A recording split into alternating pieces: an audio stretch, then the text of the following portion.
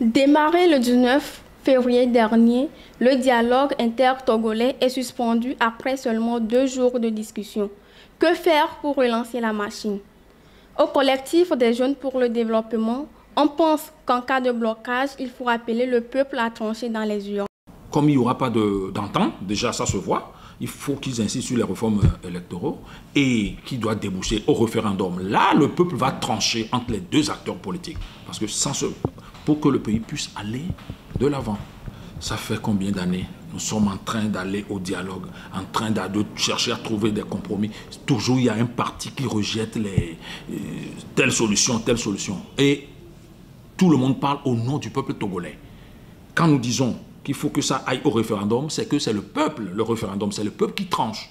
On pose la question. C'est la même proposition que fait M. Adam Orphée. Il salue les mesures d'apaisement décidées par le gouvernement au début des discussions. Si le dialogue échoue, ce que je ne souhaite pas, je ne veux même pas penser que le dialogue puisse échouer. Le dialogue ne peut échouer que si les uns et les autres ne font pas preuve donc, de défense de l'intérêt de notre pays. Je pense qu'il appartient aux acteurs politiques donc de résoudre cette question, cette crise socio-politique qui a été donc créée par les acteurs politiques, ça n'a pas été créé par les acteurs de la justice. Le CJD en appelle à la conscience des acteurs politiques engagés dans ces discussions pour sortir le pays de la crise. Nous avons vu les gestes très positifs du président de la République. Les gens se sont engagés, les acteurs politiques se sont engagés. On applaudit leur engagement, on leur fait confiance pour qu'ils tiennent leurs engagements. Ils ont eu à avoir des demandes et nous avons vu que certaines de ces demandes-là sont déjà satisfaites. Le président de la République a pris quand même la décision de libérer 45 détenus sur une liste de 92. C'était un geste mais vraiment de bonne volonté, d'ouverture.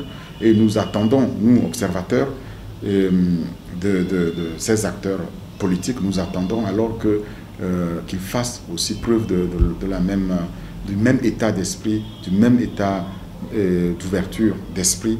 Et si tel n'était pas le cas, et si on venait devant un blocage, on n'aura pas d'autre choix que de consulter le peuple. D'ailleurs, cette crise-là, les partis d'opposition ont constamment pris donc, comme témoin le peuple.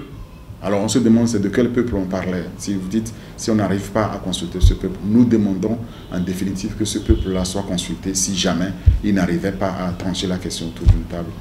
Le collectif des jeunes pour le développement, en abrégé CJD, est une association créée en 2007 et a obtenu son récépissé en 2010. Il comporte plusieurs autres associations partenaires et travaille à contribuer à améliorer les conditions de vie de la jeunesse togolaise. Cette organisation apolitique et non gouvernementale a pour programme d'agir pour bâtir la cité dans la paix et la concorde sociale. Ses membres disent avoir un seul parti politique, c'est le Togo, un seul candidat, c'est le développement et un seul programme, c'est le programme ABC, Agir pour bâtir la cité.